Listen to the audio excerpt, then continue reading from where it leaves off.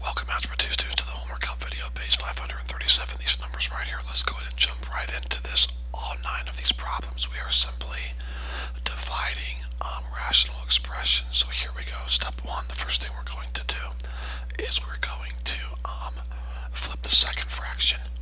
So my second fraction, I'll tell you what I'm going to do. I'm going to slide that back up there.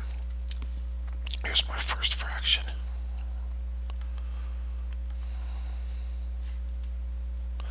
And then my second fraction, it's times. Remember, when you're dividing fractions, you flip the second fraction and you change this to multiplication. So I flipped this and I changed the division sign here to multiplication. And now we just use yesterday's rules. Let's go through and factor everything that's factorable. You cannot factor this, you cannot factor this. They're a one-termer and a one-termer. This is a binomial, but there's nothing common you can pull out, and neither one of these two terms are perfect squares or perfect cubes, so you cannot factor this either.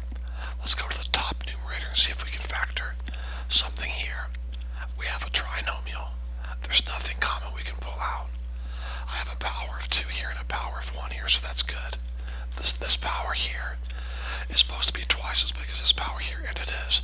I have a lead coefficient of 1. That's the easy kind. What two numbers would multiply together give me -5? Would add together give me a +4? I'm thinking if I multiply these two numbers here, I'll get a -5. If I combine these two numbers, I'll get a +4. Okay, so my factorization would be x +5, x -1. Alright, so let's go ahead and get rid of this very quickly. And we'll slide this in place. Now,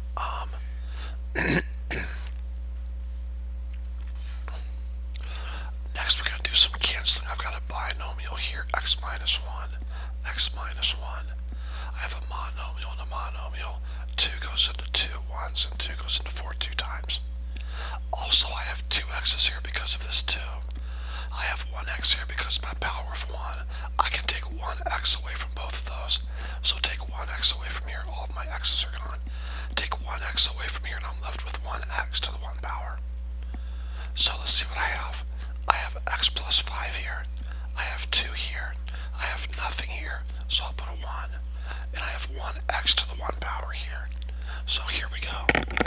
I'm going to multiply x +5 times 2. So 2 parentheses x +5. In the denominator, I will multiply x times 1, which is x.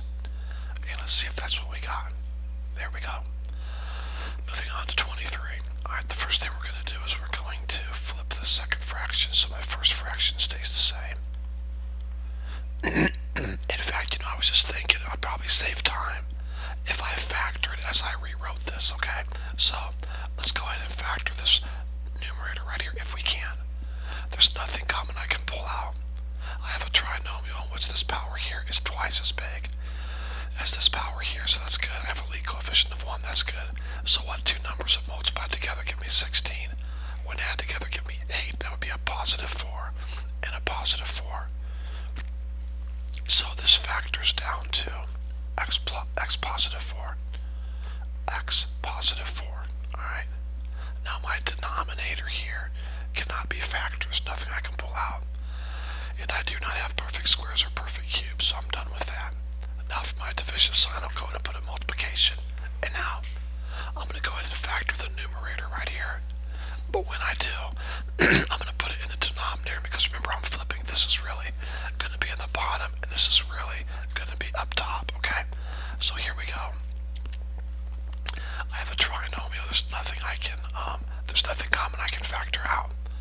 Next, I notice that my exponent here is twice as big as this exponent here. That's good.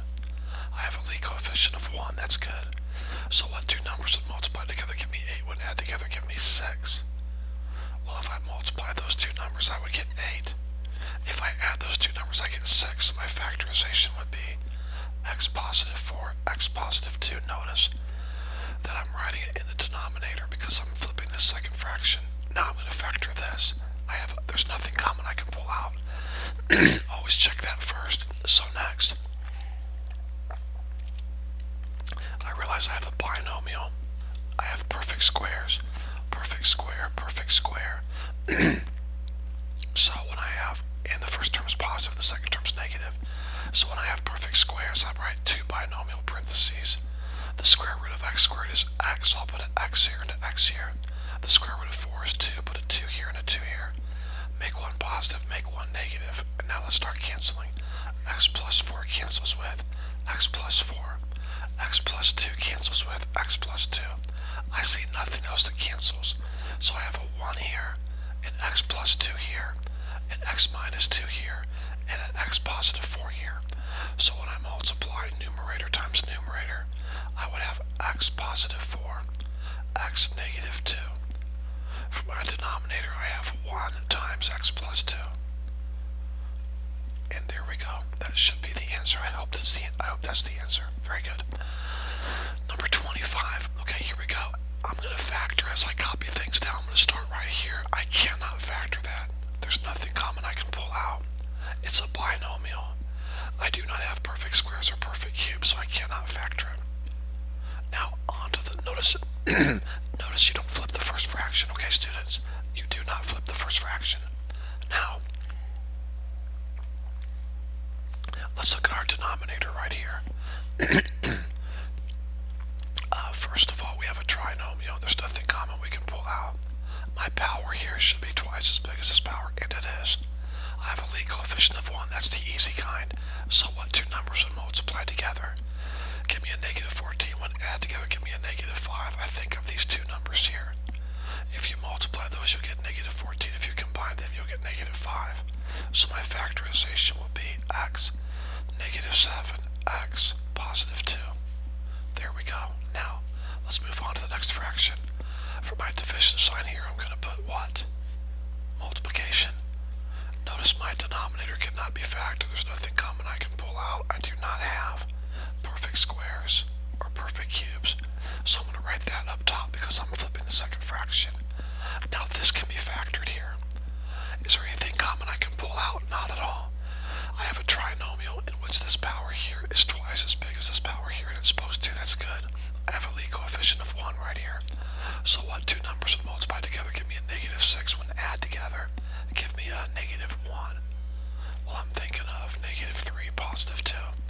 If you multiply those, you'll get negative 6. If you combine those, you'll get negative 1. So the factorization is x negative 3, x positive 2. And here we go. Let's start canceling. X negative 3, x negative 3, x negative 7, x negative 7. Nothing else cancels. I'll put a 1 here. There's nothing left. A 1 here. X plus 2 here. X plus 2 here. So 1 times 1 is 1. X plus 2 times x plus 2. You're welcome to write it like this if you want. That is totally perfect. I have no problem with that. You can save yourself a little space though if you wrote it like this instead. X plus 2 to the second power, because that means there's two parentheses that have x plus 2. But that's up to you. I don't mind. Either way is fine, okay? Alright, moving on to number 27. Alright, here we go. Now, we do not flip the first fraction, so we'll leave that alone. Can I factor this? Well, let's see. First of all, there's nothing common I can pull out. It's a trinomial. This power here is supposed to be twice as big as this power, and it is. I have a lead coefficient of 1. That's good. So what two numbers would multiply together? Give me a positive 24. When add together, give me a positive 10. Well, I think of these two numbers here. 6 and 4 is 24. When you add them, you get 10. So the factorization would be x positive 6, x positive 4. Now the denominator. Is there anything common I can pull out? Well, most definitely, yes, I can pull out a 3. 3 goes into 3. I can pull out an x too. So I'm left with x positive 1. Let's see if that's right. 3x times x. 3x squared. 3x times 1. 3x. Good, we're finished with this part of the problem. Now, this division becomes multiplication. And remember, this x plus 6 is really over what? It's over 1. So when we flip it, we're going to get 1 over x plus 6. Now, I cannot factor x plus 6. There's nothing common I can pull out. I have a binomial, but I don't have perfect squares or perfect cubes.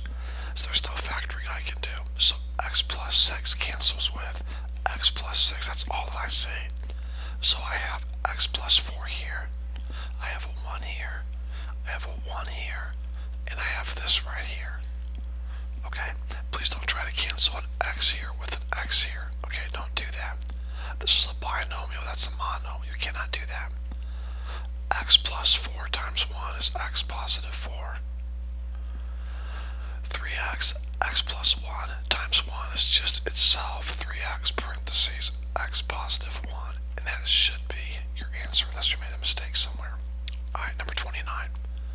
Okay, here we go. The first fraction does not get flipped, so my first fraction is x positive 4 over 1. You cannot factor x plus 4 because there's nothing common to pull out, and I do not have perfect squares or perfect cubes. Where the division is here, I'll make that positive. I mean multiplication. And now let's move on. Remember, I'm going to flip the second fraction, okay? So this bottom here is going to go up top, so I want to factor the denominator here. First of all, pull out what's common. If you pull out what's common, you're left with this. You can pull an x out of both of these. Let's check our work. X times x is x squared. X times 3 is 3x. So that's good. Now we're going to factor this and then put it in the denominator because we're flipping this fraction. Well, this power here is supposed to be twice as big as this one, and it is. I have a lead coefficient of 1. That's good. So what two numbers would multiply together give me a 40, but when combined, give me a negative 6. Well, I think of these two numbers here. If you multiply them, you get a negative 40. If you combine them, you get a negative 6. So the factorization is x negative 10, x positive 4. And now let's start canceling, okay? X positive 4, x positive 4, and that's all I see. That's it. I see nothing else that we can cancel out. So 1 times this would just be x positive 3. And the denominator would be 1 times x minus 10. That's just x negative 10. And that should be the correct answer. No reducing you can do. You cannot reduce these x's. This is a binomial right here, a monomial here. You cannot do that, okay? Alright, moving on to 31. Alright, the first thing we're going to do is we're going to take our first fraction here. We don't flip it. We're going to put it over 1. Okay? So, I know my denominator will be 1. Now my numerator is going to be factored. I have a trinomial. There's nothing common I can pull out. I notice my power here is twice as big as this power here, and it's supposed to be. I have a lead coefficient of 1. That's good. So what two numbers would multiply together give me 25? When add together give me 10. I think of these two numbers. If you multiply these, you'll get 25. If you combine them, you'll get 10. So the factorization is x positive 5, x positive 5. Then bring down your division and make it multiplication. Now, we're going to flip this fraction, so we're going to factor this first. But we're going to put it in the denominator, okay? So here we go. There's nothing common I can pull out of this numerator. Secondly, this power here should be twice as big as this power here, and it is. Next, I notice that I have a lead coefficient of 1. That's good. So what two numbers would multiply together give me 35? When add together give me a positive 12. Well, I think of these two numbers. If I multiply them, I get positive 35. If I combine them, I get 12. So x positive 7, x positive 5. Alright, and then lastly, I'm going to factor my denominator, but I'm going to write it in the numerator. Alright, so here we go. There's nothing common I can pull out. I notice I have a trinomial. This power here should be twice as big as this power here, and it is. I have a lead coefficient of 1. That's good. So what two numbers would multiply together give me 105? But when combined, give me negative 8. Alright, let's see what we can come up with here. 5 and 21. That's not going to work. Let's see, 6, 7, 8, 9. 3 would be 35. I think 7 and 15 work. Yeah, that's it. Positive 7, negative 15. If you multiply those, you'll get a negative 105. If you combine those, you'll get negative 8. So the factorization is x positive 7, x negative 15. Now you might say to yourself, or you might say, Mr. Harriet, how did you come up with those two numbers? Guys, there's no secret to this, just trial and error in my head. I just started thinking of the factors of 105, and then I just kept going until I came up with one that matched, okay? There's no secret to that. Okay, let's do some canceling. X plus 5 cancels with x plus 5. X plus 7 reduces with x plus 7. That's it, nothing else. I've got a 1 here, a 1 here, x positive 5 here, x negative 15 here.